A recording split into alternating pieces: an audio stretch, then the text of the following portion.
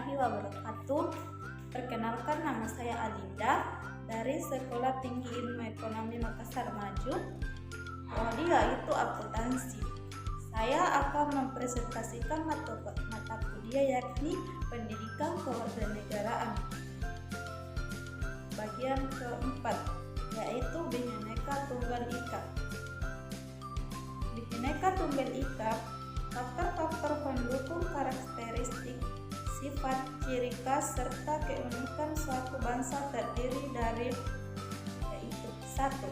Faktor objektif, meliputi faktor geografis, ekologis, dan demografis.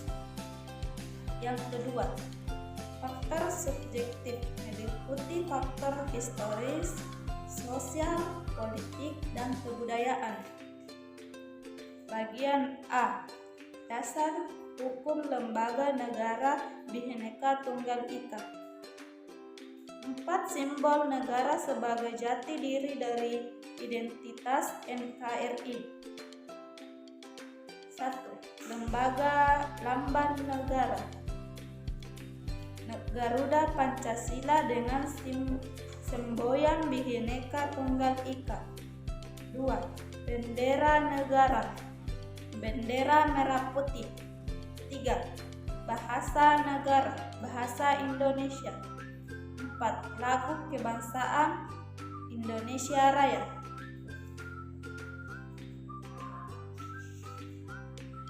Dasar hukum penggunaan lambang negara.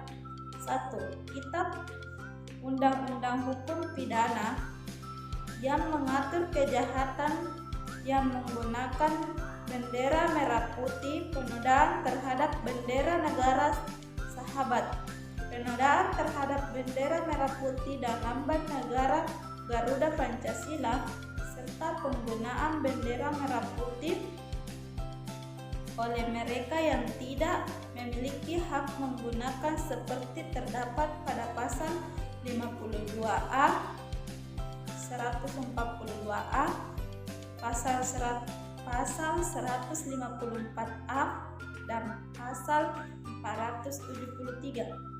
Yang kedua, Peraturan Pemerintahan Nomor 66 Tahun 1951 tentang Lambang Negara. Ketiga, Peraturan Pemerintahan Nomor 43 Tahun 1950. Yang ketiga, Peraturan Pemerintahan Nomor 43 Tahun 1958 tentang penggunaan lambang negara. Makna lambang negara Garuda Pancasila yang terdapat dalam Undang-Undang Dasar Republik Indonesia Nomor 24 Tahun 2009 yaitu Pasal 46. Lambang Kesatuan Republik Indonesia berbentuk Garuda Pancasila yang kepalanya menoleh terus ke arah kanan, perisai berupa jantung yang digantung dengan rantai pada leher Garuda, semboyan Bhinneka Tunggal Ika ditulis di atas pita yang dicengkeram oleh Garuda. Pasal 47. 1. Garuda dengan perisai sebagaimana dimaksud dalam pasal 36 memiliki paruh, sayap, ekor, dan cakar yang mewujudkan tenaga pembangunan.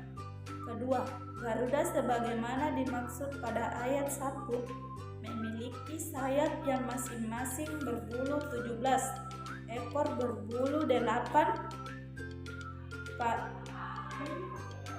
panggul ekor berbulu 19, dan leher berbulu 45. Bagian B. Bhinneka Tunggal Ika sebagai locak wisdom bangsa Indonesia.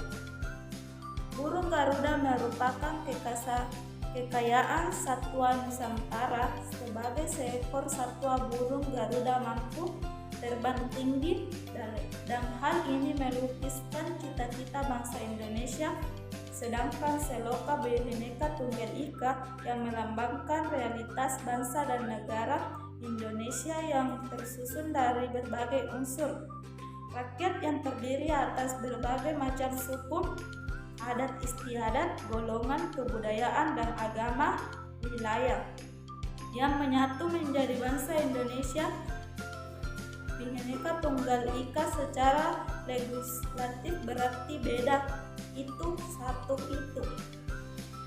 C. Makna filosofis Bhinneka Tunggal Ika. Unsur-unsur masyarakat yang membentuk bangsa Indonesia terdiri atas berbagai macam suku bangsa, adat istiadat, kebudayaan, dan agama, serta berdiam dalam suatu wilayah yang terdiri atas beribu-ribu pulau. Oleh karena itu, keadaan yang beraneka ragam bukan merupakan suatu perbedaan untuk dipertentangkan, melainkan perbedaan itu merupakan daya penarik ke arah kerjasama, persatuan, dan kesatuan dalam suatu sintesis dan sinergi yang positif sehingga keanekaragaman itu justru terwujud.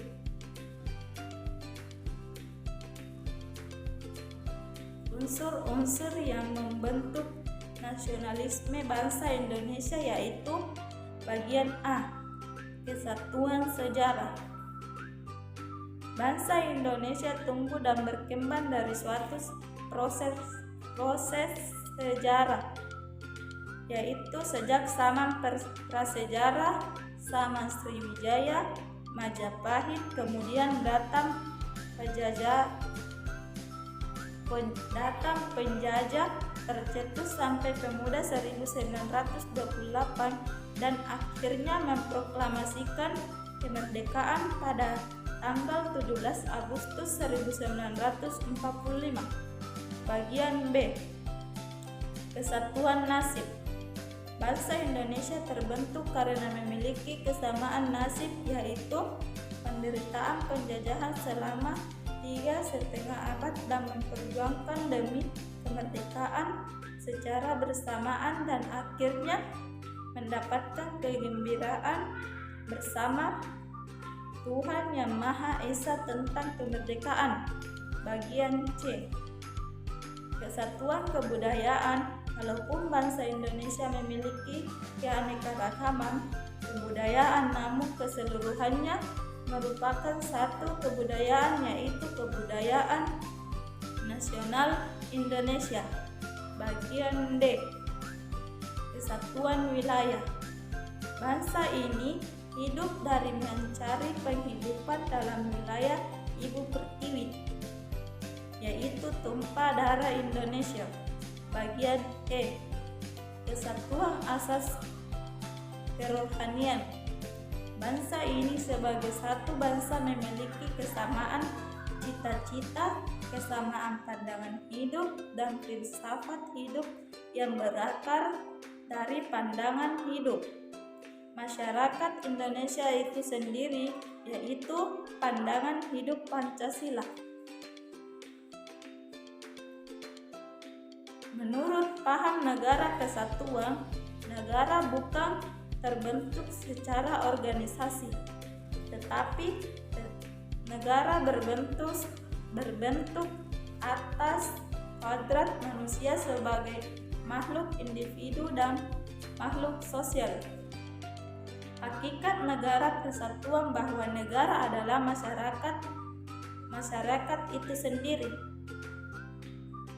Negara mengatasi semua golongan yang ada dalam masyarakat. Negara tidak memihak kepada satu golongan. Negara bekerja demi kepentingan seluruh rakyat. Konsep negara yang demikian adalah merupakan konsekuensi logis dari paham negara adalah masyarakat itu sendiri, dan paham bahwa antar negara dan masyarakat terdapat relasi hierarki neogenetik. Nilai filosofis persatuan dalam kehidupan kenegaraan dan kebangsaan menjadi kunci kemajuan suatu bangsa. Semangat moralitas bangsa itu oleh founding father kita diungkapkan dalam suatu selokan yang merupakan simbol semiotiks moralitas bangsa, yaitu Bhinneka Tunggal Ika. Hal ini mengandung nilai-nilai etis bahwa setiap manusia adalah sebagai makhluk Tuhan yang Maha Esa. Sila pertama, pada hakikatnya berdasarkan harkat dan martabat manusia yang beradab. Sila kedua, dalam kehidupan berbangsa dan bernegara ini harus mendasarkan pada kesadaran telah memiliki kesamaan pandangan untuk mempersatukan diri dalam suatu bangsa, yaitu bangsa Indonesia. Sila ketiga, memiliki kebebasan disertai tanggung jawab dalam kehidupan bersama. Sila keempat, untuk mewujudkan suatu cita-cita bersama, yaitu kesejahteraan suatu rakyat warga bangsa Indonesia. Itulah presentasi dari saya. Wabillahi taufiq wal hidayah. Assalamualaikum warahmatullahi wabarakatuh. Podcast Foundation